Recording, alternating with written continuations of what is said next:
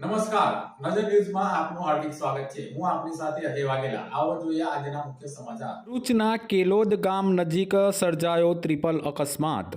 Car, રિક્ષા અને motorcycle વચ્ચે અકસ્માત સર્જાયો છે. અકસ્માતમાં અંદાજિત 6 જેટલા લોકો ઈજાગ્રસ્ત થયા હોવાના સમાચાર મળી રહ્યા છે. 2 108 એમ્બ્યુલન્સની મદદ વડે ઈજાગ્રસ્તોને સારવાર અર્થે ખસેડવામાં આવ્યા છે. આમોદ તરફથી આવતી કારના ચાલકે રિક્ષાને અડફેટે લીધી હોવાની માહિતી મળી રહી છે.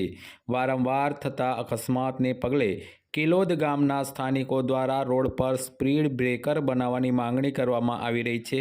હાલ તો તમામ ઈજાગ્રસ્તોને સારવાર અપાઈ રહી છે. પટેલ, હું કેલોદ ગામનો રહેવાસી છું. અમે વારંવાર રજૂઆત કરી છે પીડબ્લ્યુડીમાં બંધ બનાવવા માટેની. ભરૂચ બાયપાસથી લઈને તમે આમોદ જંગલ સુધી જશો, દરેક ગામ પર બંધ બનેલા છે. માત્ર ખાલી કેલોદ ગામ પર બંધ નથી. આ છેલ્લા વીકમાં આ બીજો બનાવ છે એક્સિડન્ટનો.